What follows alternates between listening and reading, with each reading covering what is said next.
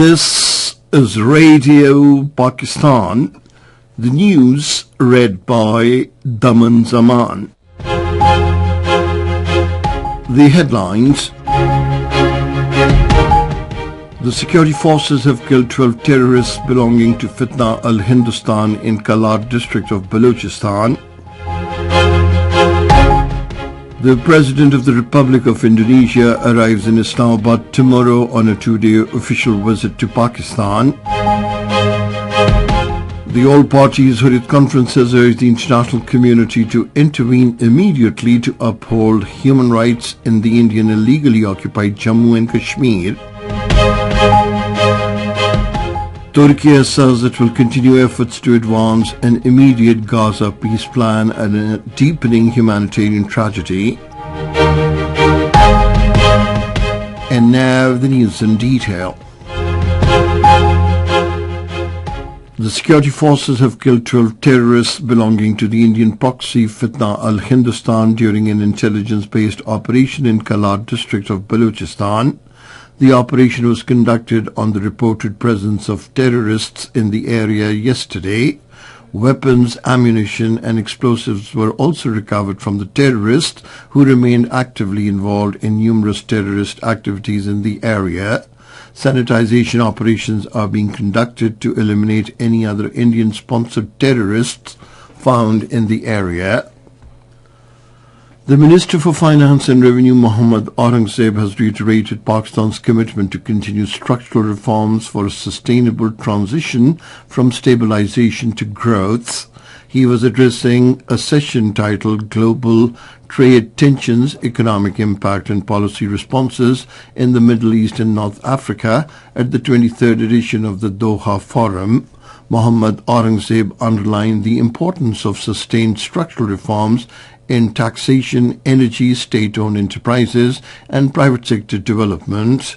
Speaking on the occasion, the Finance Minister of Qatar, Ali bin Ahmed Al-Kaweri, highlighted Qatar's strong and expanding partnership and bilateral trade relations with Pakistan. He expressed Qatar's keen interest in collaborating with Pakistan in the field of artificial intelligence.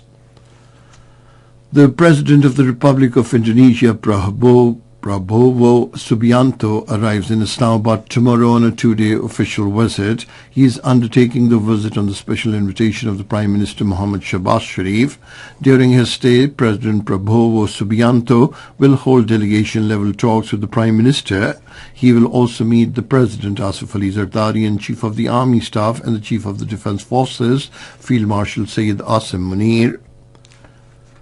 The Culture Day of Sindh is being celebrated today with traditional enthusiasm to highlight the centuries-old rich culture of the province. The day is celebrated every year on the first Sunday of December. Different programs and rallies are being held across the province to mark the day. In a message in connection with the day, the Governor Sindh Kamran Khan Tisori said a message of love and brotherhood is spread from the great land of Sindh province. The All Parties Hurriyat Conference has condemned India's continued unlawful detention of thousands of Kashmiris under the draconian laws.